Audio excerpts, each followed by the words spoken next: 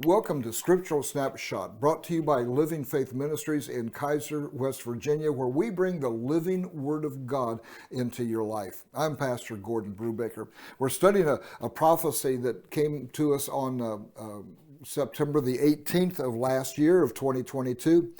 And talking about God was using the example of Pharaoh and how he commanded when they said, let my people go.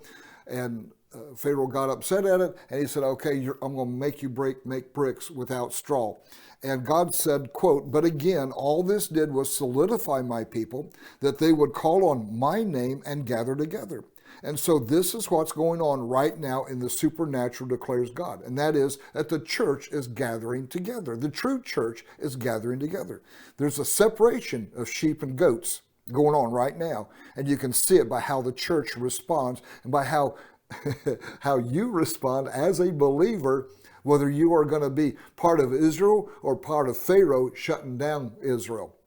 He goes again, let's go back to the word. Pharaoh has declared to do your church services, do your orphanages, do your adoption center, do your teachings, do your schools without the straw that I have provided for them. But I am their source, declares God, not men, but I am their source. So I will make a way where there seems to be no way. And their work, the work of the church, shall increase in this day. But beware, well, I'll just stop right there. The work of the church is going to increase. While Pharaoh thinks he's ending it, while Pharaoh says, we're not going to support you, we're not going to let you in the schools, we're not going to let you into businesses and into politics, we're going to shut you down, as they have been trying for the last 10, 15 years. And the church is saying, no, we're standing up, we're resisting you. And he thinks he's going to get us, but God says, but the work of the church shall increase in this day. It's in the midst of persecution that the church blossoms. It's in the midst of trials that the church really comes to the forefront, and they make declarations to God, let my people go. Let my people be free. Let us walk in the liberty that Christ has died for us. This is the American Revolution. In the American Revolution, the King of England came in, kind of like Pharaoh, and he told the American churches, he says, you can't preach what you're preaching anymore. I'm going to remove your pastors, and I'm going to put in state pastors in their place so that you will not be taught things that go against the crown. In other words, you're not going to teach Bible anymore. You're going to teach the authority of the crown. And the churches and the people stood up and says, you know, we're not going to do that. We're not going to let the government into our pulpits and control and dominate what we hear any longer. We're not going to allow fake news to dominate our lives. We're not going to allow a fake gospel to control us and keep us in bondage any longer.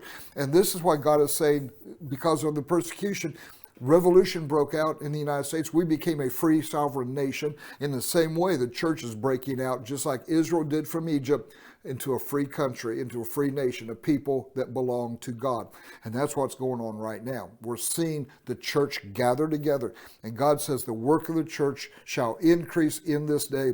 But beware of this, because we're going to go, yay, yay, this is so good. He said, but beware of this, for as I speak these things, the attack against my people did not halt in Egypt, neither will it halt now.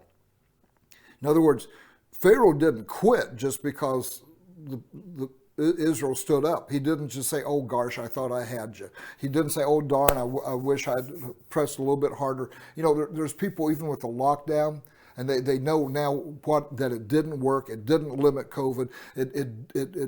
We've lost maybe 20 years of education of our children from grades 12, and even in colleges. We've affected that many students that they're not going to be able to get their lives together for that time. It's going to take a long time to recover.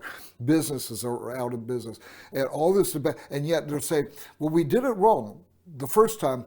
The next time, we'll shut down even harder. It's like, excuse me, you still don't get it. This is Pharaoh. It didn't work the first time, but we're going to do it even more the second time. This is how Pharaoh reacts. He's reacting that way to the church. We're going to shut you down even harder next time. We're going to really clamp down on you guys. And God says to the church, you're going to increase. But beware, Pharaoh's not quitting. Pharaoh's not giving up. He says this, and this is a line I want you to get out of this whole word. For the next 2 years, you will see an oppression coming against my church.